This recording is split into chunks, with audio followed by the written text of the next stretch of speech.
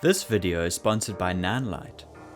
Over my career, one of the setups which I've shot most regularly are interviews. It's a skill that every cinematographer should have, particularly when starting out. Therefore, in today's video, I'll go over the 3 different steps which I take whenever I shoot an interview. As interviews can and have been shot a million different ways, there are endless possibilities for expression. For that reason, I will of course be generalizing. I will introduce the basic techniques which work best for me, which can hopefully be applied to a range of situations. I'll use some footage which I recently shot for a short doc, which includes a sit-down interview, as an example to illustrate the concepts of placement, lighting, and framing. If you find that you like the video, I'd appreciate it if you could give it a thumbs up, as it really helps out the channel.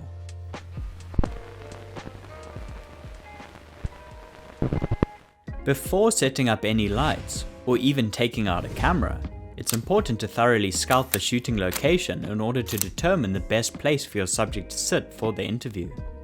To find the best spot, there are 2 main factors I take into account: the background and the natural light sources. First, I always try to find a background which is both representative of the subject and which has depth. That's why many cinematographers consider a plain white wall to be the absolute worst background, as it lacks both character and depth. In this case, the subject of the documentary was a ceramic artist. I took a walk through her studio and found a section of wall which included her workbench, tools, shelves with ceramics, and a large clay piece, which was a work in progress. To me, this background most identified with the character of the subject. It also had depth, which is generally more pleasing to the eye. By this I mean that there's a gradient between elements which are closer to the camera and elements which are further away. The other consideration is light.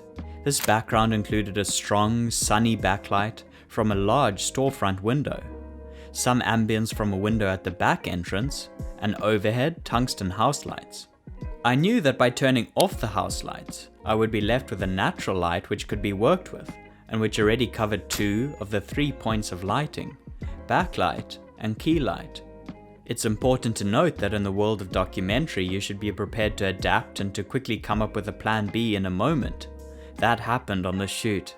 The director and I had lovely plans to shoot the interview at night and make it look nice and moody. However, when we found out on the night of the shoot that the location had a bar next door to it that played loud music all night, our plan had to change. As much as cinematographers may not want to admit it, getting good sound takes priority. The only time we could reschedule, where the sound would be usable, was for a little sliver of time the next morning. So just like that, we needed to light the interview in a totally different way, as a day scene.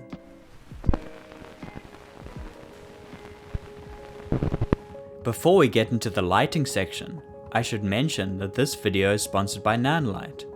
For their interview and documentary footage in this video, I used a selection of their LED lights.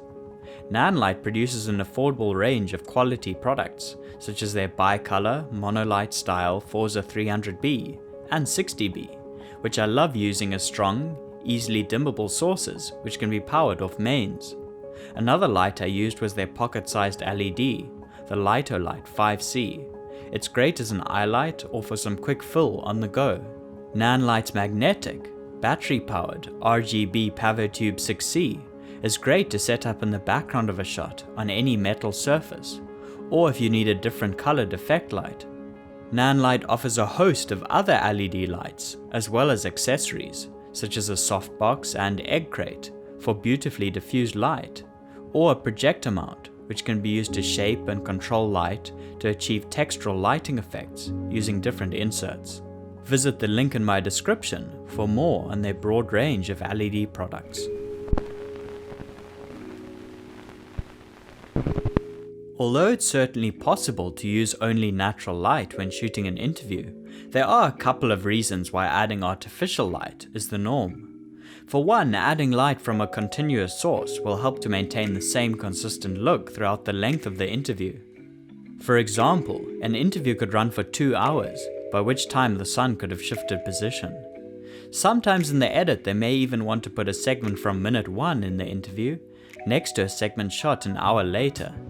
Having artificial light sources doing most of the illumination will minimize these shifts in lighting and maintain a more consistent look in the edit. Adding artificial light is also a creative way of making an image more dynamic and less flat and boring by introducing different areas of light and shadow, which is generally more visually appealing. With that being said, it's still important to think about what the natural light will do. In this interview, I took a bit of a calculated risk by choosing this background. As I wanted to use the storefront window in the frame, I had to be aware of the light outside. When we started shooting, the sun was already high in the sky, there were no clouds, and I knew we could only shoot for an hour, max.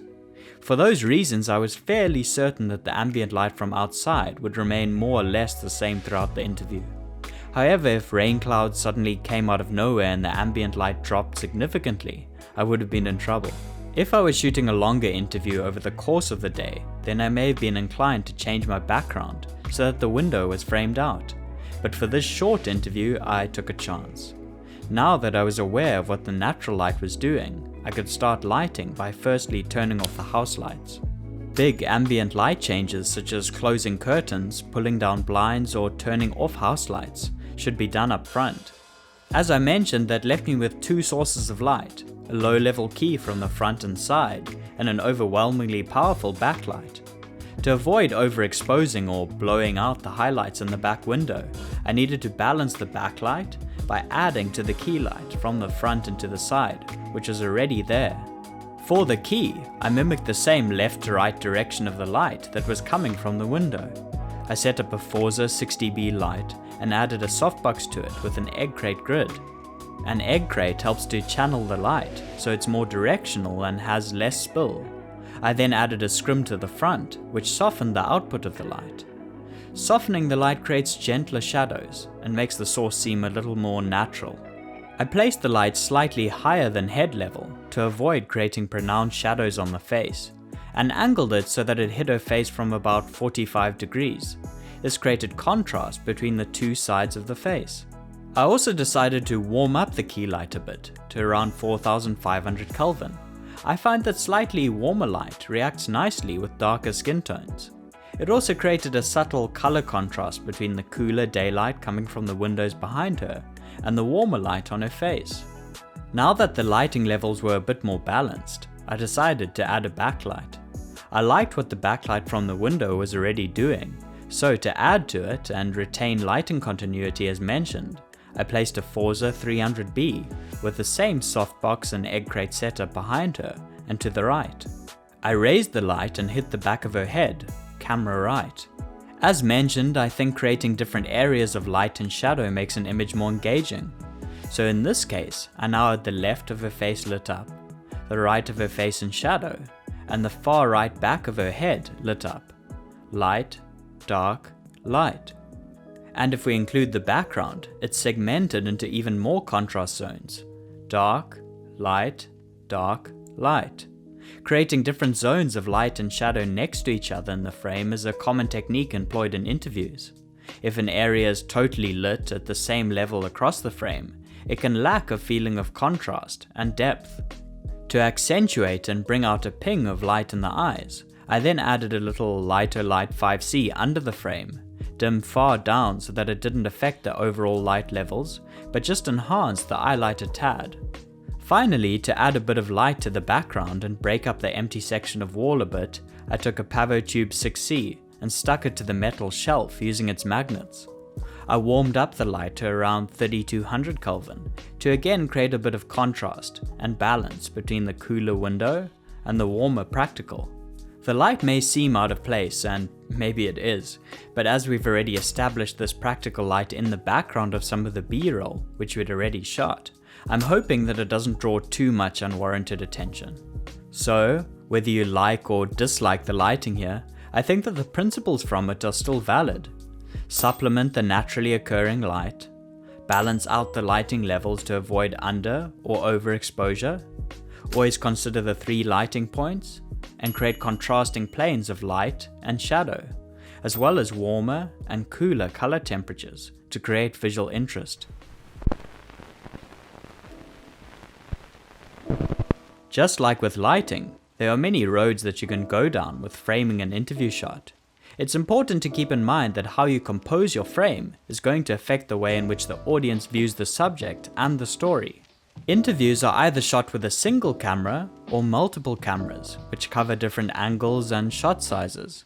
Having a second camera is useful, as it allows you to have two different cutting options in the edit, typically a medium or wide, and a close-up shot. Editors can then cut between the wider shot for more contextual or general answers, and go to the tighter shot for more intimate or emotional moments. But shooting with two cameras is not always an option. One single camera tactic is to use a zoom lens, which gives you the ability to quickly frame a shot either wider or tighter, depending on the tone of the interview. You could also shoot on fixed focal length lenses, and either maintain the same frame throughout the interview, or physically start wider and then move the camera closer as the interview starts becoming more personal. When framing, there are 5 variables which I consider. Number 1. Shot size. The tighter a shot is, the more intimate and personal it'll feel. However, there's a point where getting too tight stops being personal and starts becoming claustrophobic. Number 2. Angle. A camera can be set up anywhere on the axis, from 0 to 90 degrees. A traditional angle is from around 45 to 70 degrees, but interviews can be shot more unconventionally by framing straight on at 90 degrees, or in profile close to 0 degrees. Number 3. Headroom. This is the amount of space between the subject's head and the top of the frame. Decreasing headroom by giving them a haircut or chopping off the top of their head can start to feel claustrophobic, while having lots of headroom can feel a bit unsettling. Traditionally, subjects are framed with a small amount of space above their head. Number 4. Breathing room.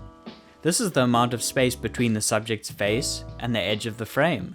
Again, decreasing this space tends to feel more claustrophobic, while increasing it tends to give a greater feeling of ease. Number 5. Eye line. This is where the subject is looking, and is best achieved by placing the interviewer in that space. Conventional eye line is just off to the side of the camera. However, this can be experimented with, and some productions even choose a straight-to-camera eye line, where the subject looks straight at the audience, breaking the fourth wall.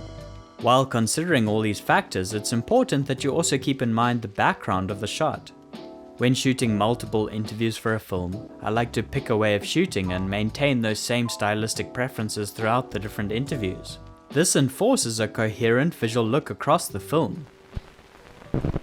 Hopefully this video outlined the basic cinematography decisions which need to be made when filming an interview. If you enjoy this content and would like to see more of it, please give the video a like and subscribe to the channel. Otherwise, until next time, thanks for watching and goodbye.